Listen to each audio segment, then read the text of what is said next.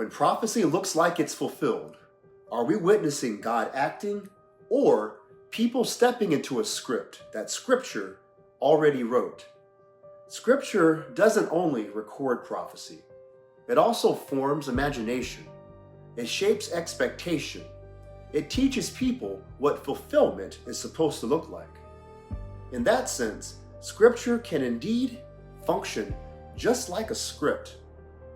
Not a script that deceives, but one that offers roles, patterns, and outcomes long before events unfold.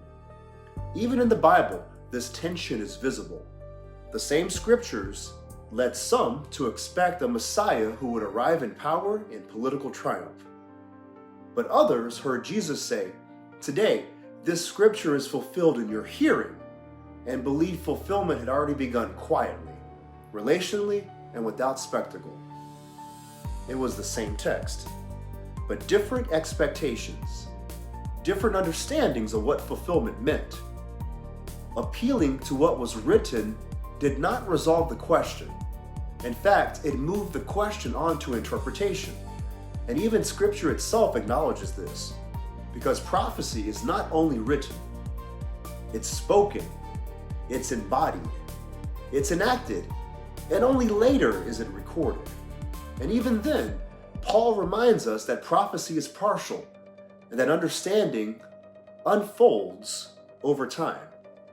So alignment with what is written does not automatically settle the matter, which in turn raises a deeper question. When something appears to fulfill prophecy, is it God acting in history, or is it God acting through human beings who have already learned the script, who know the language, the roles, and the expected outcomes? And moreover, what happens when belief does not just wait for fulfillment, but actively participates in it to make it manifest? In digital spaces, this process accelerates. Scriptural language circulates constantly. Narratives stabilize quickly. Prophetic roles are rehearsed and prepared for in community. Expectation becomes participation. Interpretation becomes identity. This study is not about disproving prophecy or diminishing faith, and it's certainly not about disparaging the Scripture.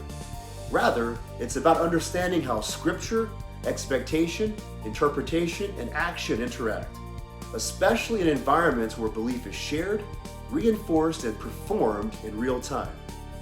If you've ever wondered where divine action ends and human participation begins, I invite you into the conversation.